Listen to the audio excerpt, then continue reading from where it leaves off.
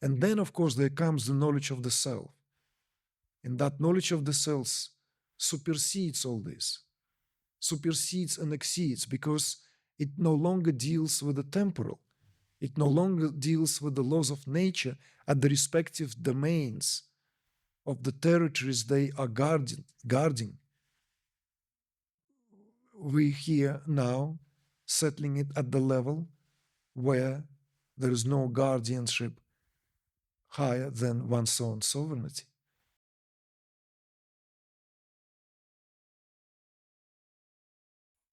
My question is around wanting to understand at a deeper level what's happening when we're talking about offering something or sacrificing something. I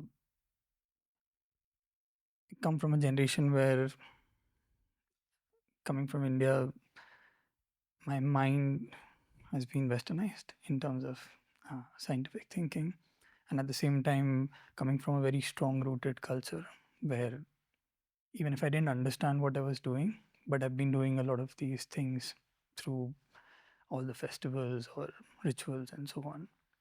And as my spiritual journey is unfolding, there is a natural tendency to kind of gravitate towards doing those things again, but uh, with, with a more conscious thought process of what they may entail.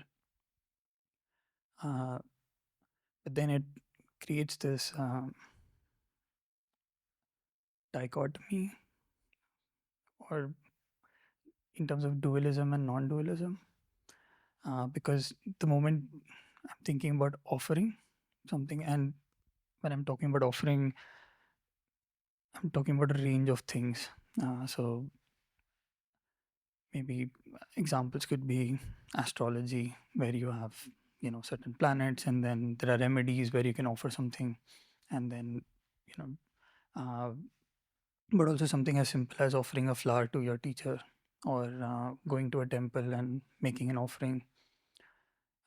So like a range of these things, and recently, since I had a lot of went through some personal loss, so went through all those very elaborate rituals when somebody passes away, where again it's just there's heavy component of making offerings for different things and for different reasons, and in in all of that, it's hard for me to understand which of these are maybe social constructs or capitalizing or marketing of religion, which kind of uh, and so I've been wanting to really understand what's happening at a metaphysics level when an offering is being made.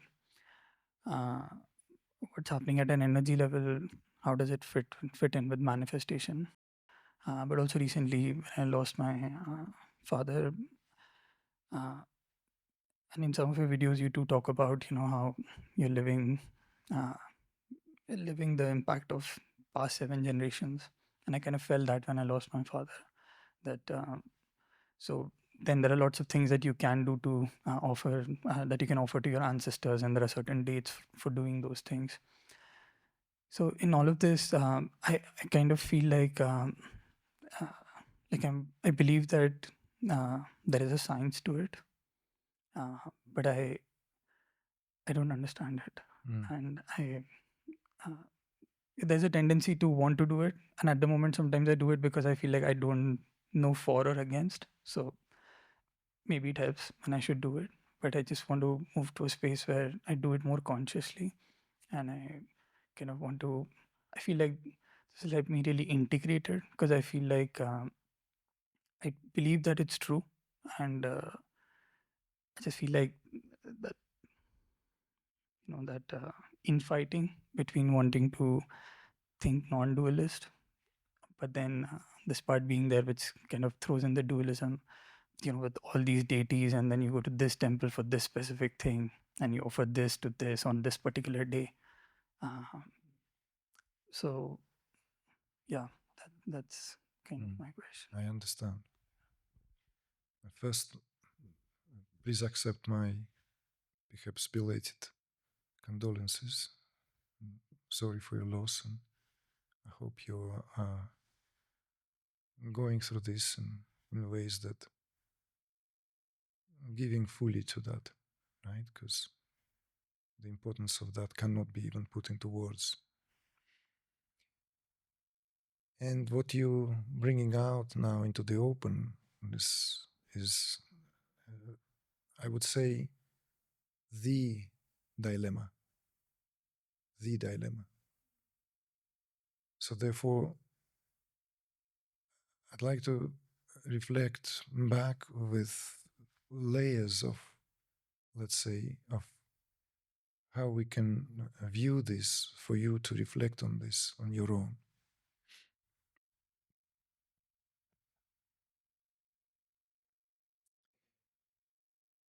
Vedic culture in particular is notorious for being rich and elaborate in terms of understanding of different laws of nature and how they are governing principles behind various different laws of nature, which obviously have presiding deities, the guardians. And there is a rich science of how to appease and win these guardians onto one side. So this is in a way in the domain of Vedic culture very much. So for that reason, it has this tremendous importance. So I would give you an example of my own guru, Maharishi Mahesh Yogi, who paradoxically would surprise many of his followers in the way of how he taught. I mean, he was an unorthodox figure by any standards. For example, it was very well known when he would come to simplify and cut through the chase to bring one's attention to what is all this is about, right? So when it comes to the notion, concept of offering, which is represented by a whole culture of an Indian subcontinent known as Yagya, right? If we want to define Indian civilization in terms of key aspects, Yagya would be one of them. Literally, few key aspects. What would define, right? Of course, it's easy to say India, it's a land of spirituality. Yes, but that's vague. But certain terms defining the cultural consensus, irrespective of comings and goings. Yagya, the concept of offering, is certainly one of them.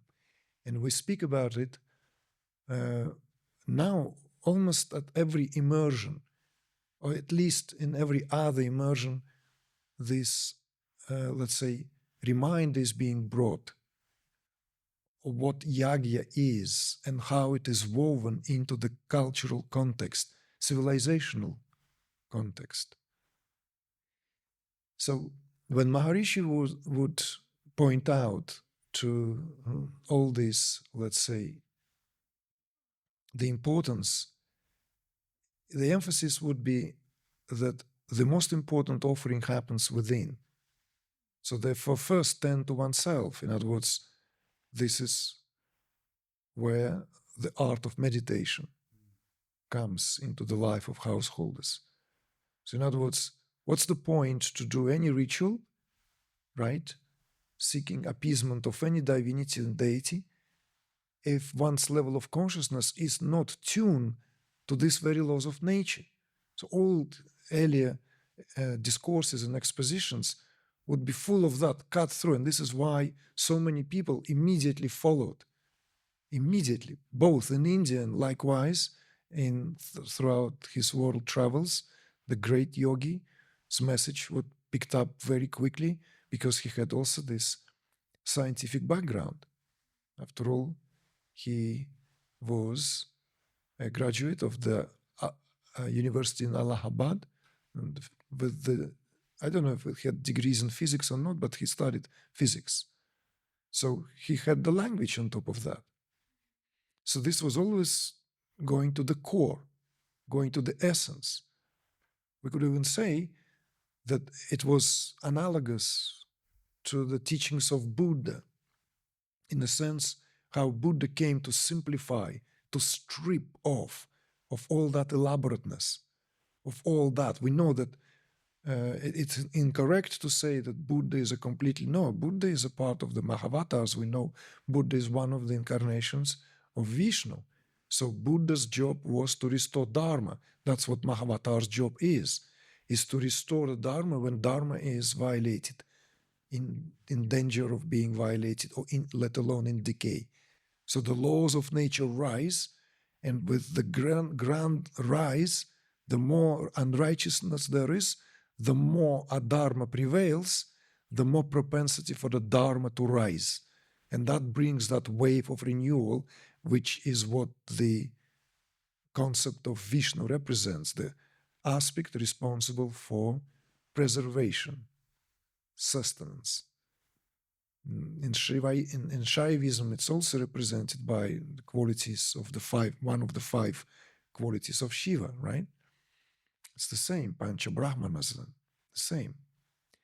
So, in a way, Maharishi's message was very much on par with how Buddha taught, simplifying it all, stripping it bare, because the intricacy of the ritual is now threatened the very, very, very survival of the Dharma. Nobody knows what they're doing and for what, if one is not experiencing it. If one does not live by it, then what use?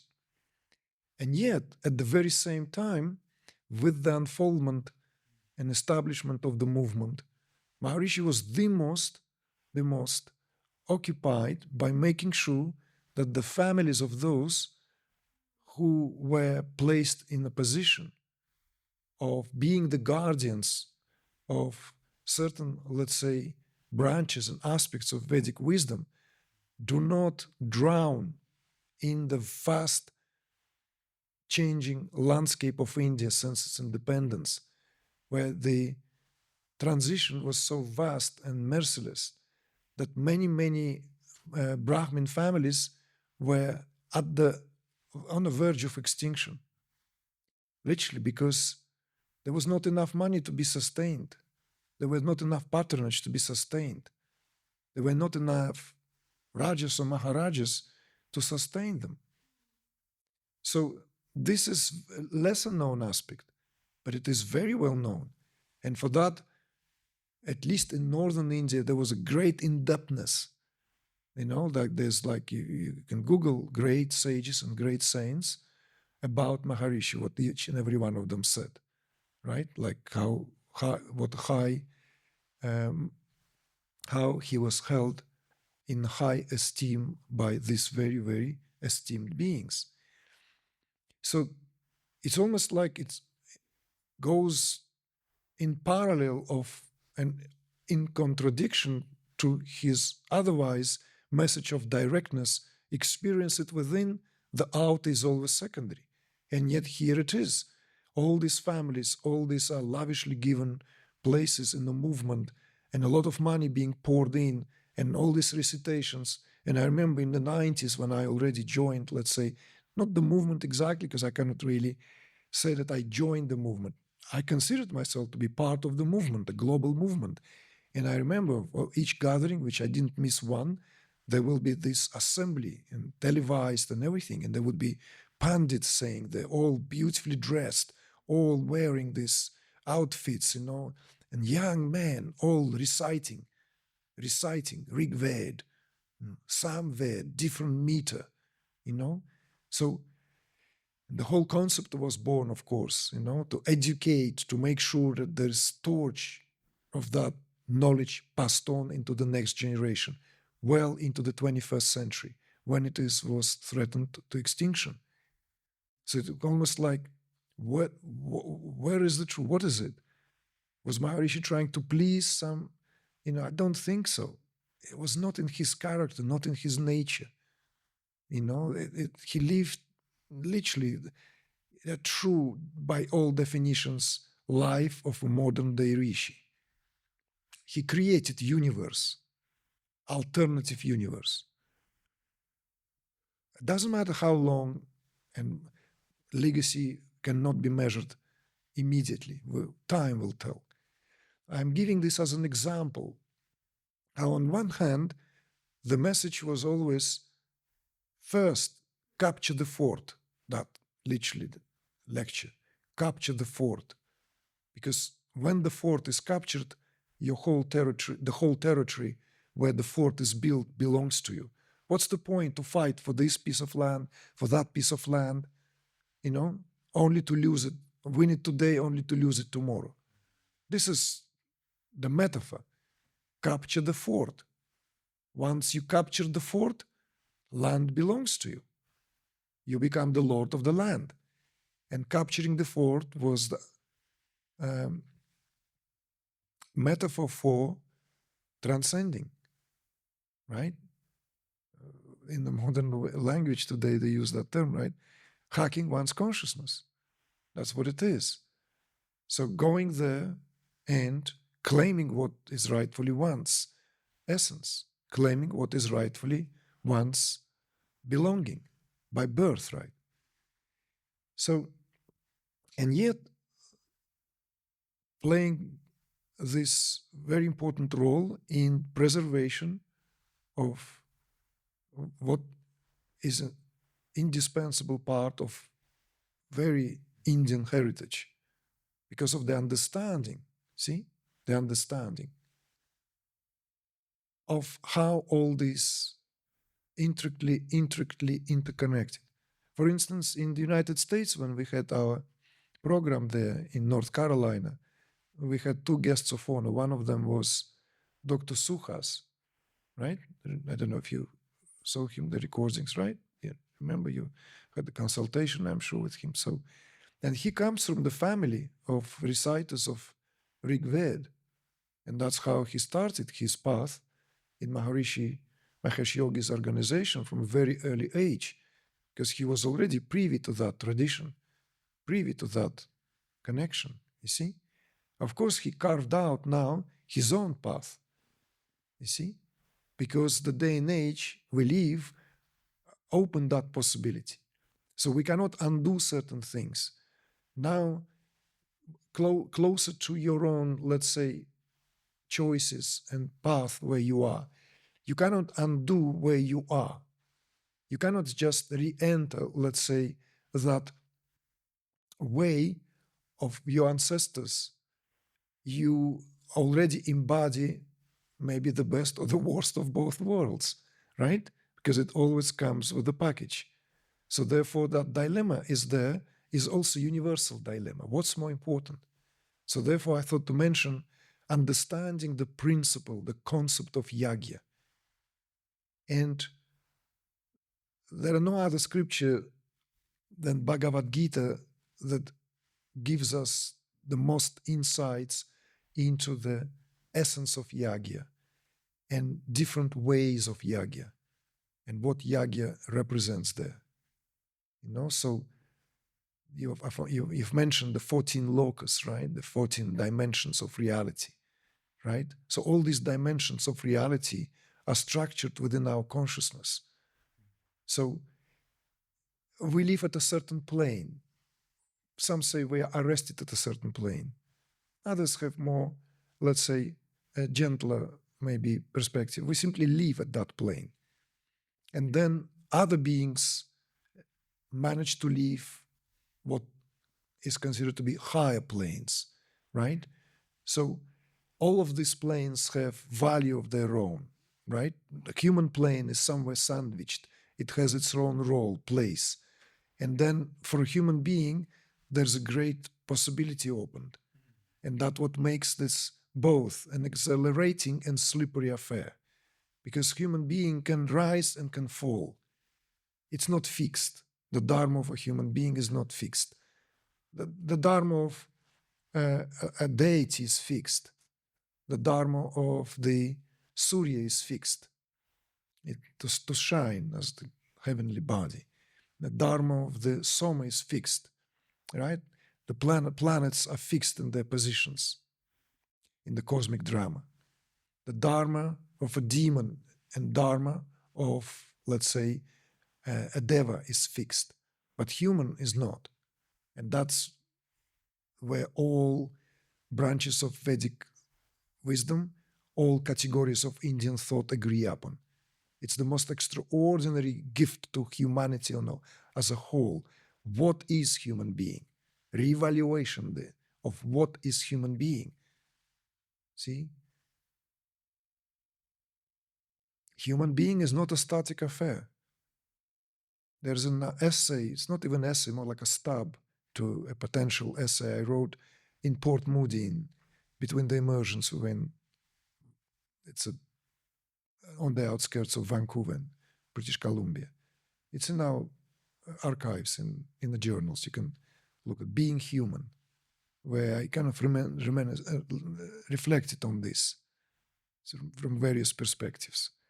And this is all steeped in Vedic thought. So this multidimensional reality is open for a human being. And therefore, there is this understanding that in terms of the evolutionary alignment and in terms of the evolutionary assignment even, our job is to embody that what is considered to be the highest. And this means that it would require a sacrifice, because otherwise it's in a status quo. In order to change status quo in whichever way, sacrifice is required. So therefore, elaborate science of sacrifices, all under one term, Yagya, offering. It's just maybe less dramatic translation, but it is a sacrifice, offering. Just as we sacrifice time to go and play football with the boys like when we grow up, if we study something, right? Violin, mathematics, painting, and anything. And then all the guys outside, they're like kicking butt and like just enjoying themselves. What you do, you sacrifice that time because you're giving your attention to fostering something else. And it is a sacrifice. And that immediately assists in some transformation, whatever that transformation is. Transferred into now a more mature age, then the sacrifice here is translated into the area of sacrificing that what here is considered to be, let's say, life lived in the trajectory of following the patterns, grooves. So this meditation is a conscious offering of oneself, offering the senses, because the senses cannot play during that time, right? Of sacrificing the mind's curiosity and its ability to constantly, fly everywhere from one flower to another. That's right. It's all that yoga, all that was exemplified by the withdrawal. All these are forms of yagya, right? So once you understand the essence of offering, in a sense of why nothing is possible unless something offered into something else, then you would be dwelling in this dilemma, potentially, I don't know, what do I do now? How do I view this? You see? So is it a superstition? Well, we live in a day and age when this great perplexity, this intermixture, I would say there are like just to give that kind of a shake-up, like cold shower analogy. There are Americans and Russians who perform Yagya with a full heart, right? And there are plenty of pandits in India who do it as a cold, just basically job-like, they get paid and they do that as a job. It's also a part and parcel of the age we live in. Why I said American and Russian, simply as an example, because what's important is where one's heart is. Is something moving through one's heart. But it's not easy to always be fully present like that, you see? One can argue and say, well, if I'm doing something here correctly, do you care if the surgeon really, who is going to perform a very intricate, delicate, and demanding surgery, is emotionally involved? Maybe you prefer him to be much more steady in his hand, just doing his job. See? So that's a valid example as well. So why, if the pandit does his job, he knows what he's doing, right? Isn't that what it's all about? Well, it's again open to polemics. Because one way or another, the level of consciousness needs to be at a certain frequency. If it's not, then it's not. And this is what I meant.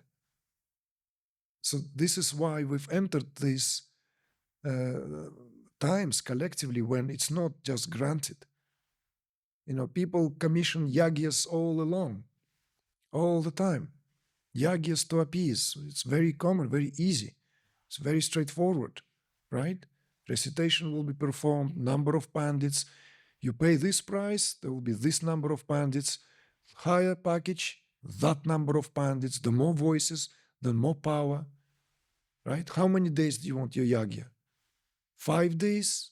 12 days? You want your yagya to be performed for the whole month? Everything has a price.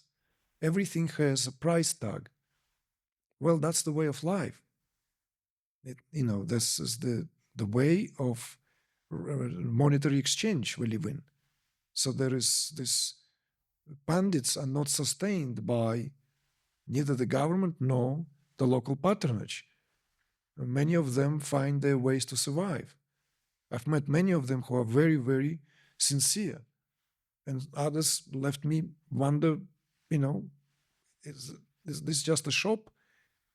So it's just as it was Wild West, maybe it's also now becoming a bit of a Wild East, right? So you need to kind of be, you need to be attuned, attentive, you see? You can't undo yourself. So the only barometer here, or the compass, is that attunement within the heart, right? And as long as you tend to yourself as you do, then that would not fail you. That would not fail you. Yes, you ask me on a practical level, yes, performance of tarpana is very important. Whichever way, however, ancestors need to be appeased, they're thirsty. That's the meaning of tarpana, right? They don't have the bodies, and yet the souls are there. There's this understanding. So there's always this thirst. So, so that's how in a particular culture, as India, there's this particular days when ancestors are, as it were, given that attention down to the form, right? Down to the form of coconut water, right? The most thirst-quenching substance.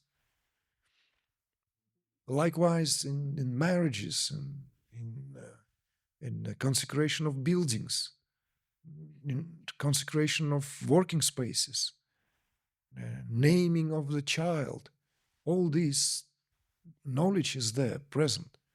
So, of course, it shouldn't wither away. It's an intricate, profound knowledge. And then, of course, there comes the knowledge of the self. And that knowledge of the cells supersedes all this, supersedes and exceeds, because it no longer deals with the temporal. It no longer deals with the laws of nature at the respective domains of the territories they are guarding.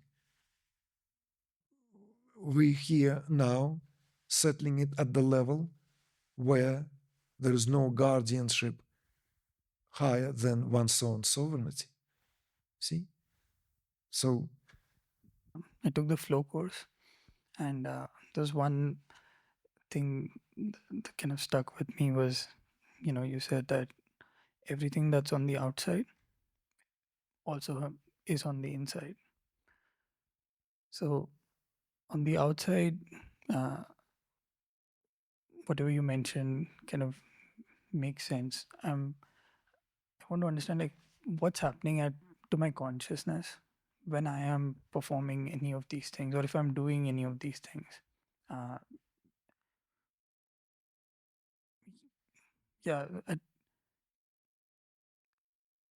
is is the is the frequency of vibration changing? How is it getting integrated? Because, like you said, I totally agree. I don't think I can escape this or uh, deconstruct it, and hence the attempt was, if I could understand the metaphysics behind it, maybe I'm able to integrate, because that's what I also feel like doing. I feel like I want to integrate it, and as the spiritual journey has unfolded, like I can feel a difference between me doing a puja on a Diwali 5 years before and me doing the same puja, chanting the same thing, which earlier was just a song, but now when I'm singing it, it does mhm. it does move something. And hence I kind of wanted to understand a bit better, like what's really happening. Like if I go to a temple and if I'm offering the example that you gave yesterday around offering milk, uh, w- so what's happening on the inside? So I'm appeasing a deity, but I'm also thinking that that particular deity or archetype is representing something within me, and in some ways that's I'm doing it for my inner self as well. But what's really happening there? And So let's look at it now, just sort of also the clarity.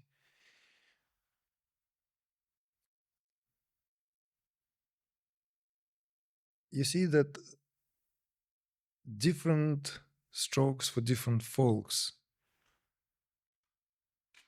There is within the tradition of India itself, there are two complementary streams.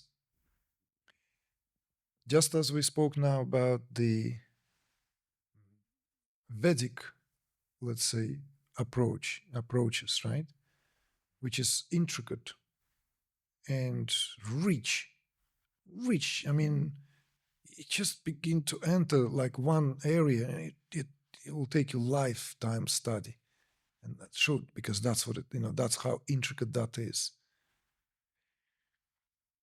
And then there is approach which is not at all in terms of external application, but only internal. So in a way, it's again in the domain of householder and the yogi. Yogis don't do things outwardly. In any case, whatever may come across or seem to have ritual-like elements, they are out of, let's say, sheer bare necessities of what it would comprise of. In other words, elaborateness, all that what otherwise the temple represents, is being transferred onto one's body. So this is very tantric approach. So everything all that richness that we see in India outwardly, in Tantra is projected on the body, whether female or male body. And the body is recognized as that very temple and recognized as the doorway as the portal. So all these offerings are performed at that level. It's the path of the nuts, right? Nata yogis. They don't do this outwardly. And they have influenced greatly. All this, Kula tradition, right? Kula Kundalini is all about that. Transferring the outer ritual onto into the internal sphere and working from that level. Then it matters not at all. It doesn't matter. You see? Like Nata would walk into the temple, sit down and pay no heed or no regard and eat an apple himself, or even take the banana out like a monkey, like a Hanuman, right? Because it walked out of the structure, walked out. So nobody would even question that behavior, as you know very well, having enough connection to the culture, it is in itself culturally accepted. Not going to be, not even like the, let's say, a priest of the temple will, lose a hair. It's just like matter of fact. That's what they are, right? Avat chutz, they don't care. That's the way they live in their own life. A lot of that is incorporated in the teachings of Trikashaivism. A lot of these practices and approaches incorporated. It's a purely philosophical doctrine in a sense that one can live then in the crowd place, in the marketplace, householder's life, because everything is performed already at that level. Absolutely everything. So therefore the need for the outer ritual is there only if, let's say, one want to experience this just as one want to experience anything. But it is no longer confined to, let's say, if I'm a Catholic, I must go to church on Sunday, otherwise I will gain a bad reputation in my community. So I must, and I will show up there. It is not. It's a now choice open to variables. Not only that, once that path is chosen, it's chosen consciously. And then it finds its way where, when the water reaches all levels, as we say, then the boundaries of performance, the boundaries of what ritual represents are, let's say, become obliterated with time. And this, of course, we speak about, let's say, a state of affairs when one lives and established, at least at a certain level of consciousness, where that is true, where that is not mood making.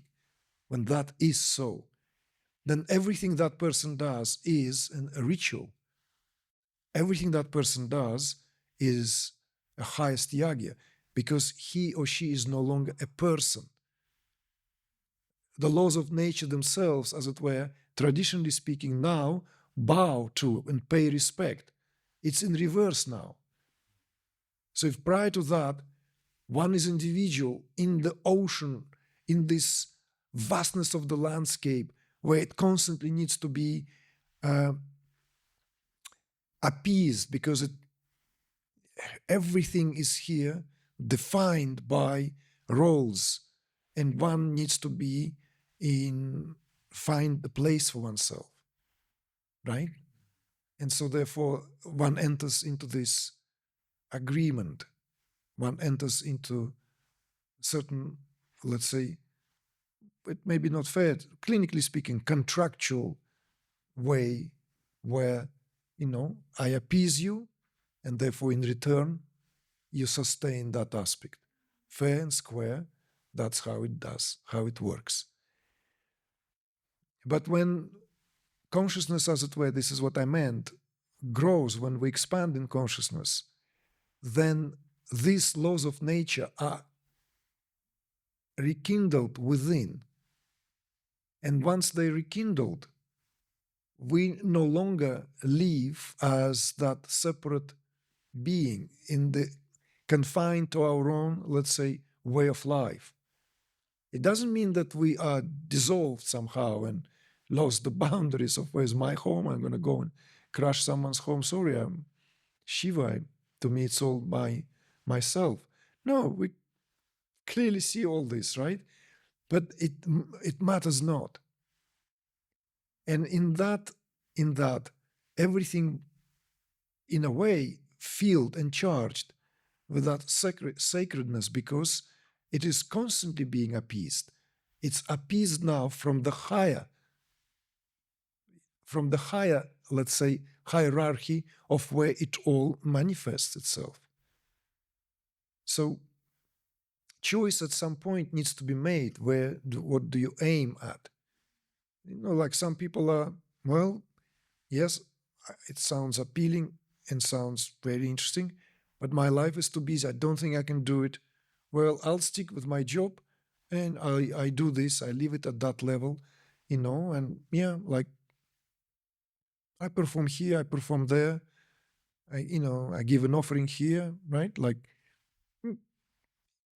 fine. If this is how one feels comfortable, if what this is one feels, well, this is how far my aspirations go. You see, but only you can know what your consciousness desires. What is it really there? Because when the yearning begins, when that longing begins, it will take you anyway, because that's what it is. This last point that you mentioned around superseding or the appeasement happening. So you mentioned that it's for somebody who is already established. But I'm guessing for most of us, we're still in that journey. And I'm guessing, just want to clarify, within that journey, then till you're not there or till you're not back here, then things are still gray and they will still remain gray. Yes, it's very healthy understanding that in the process, in the journey, every nooks and cranny, every little help, every grace, everything is good.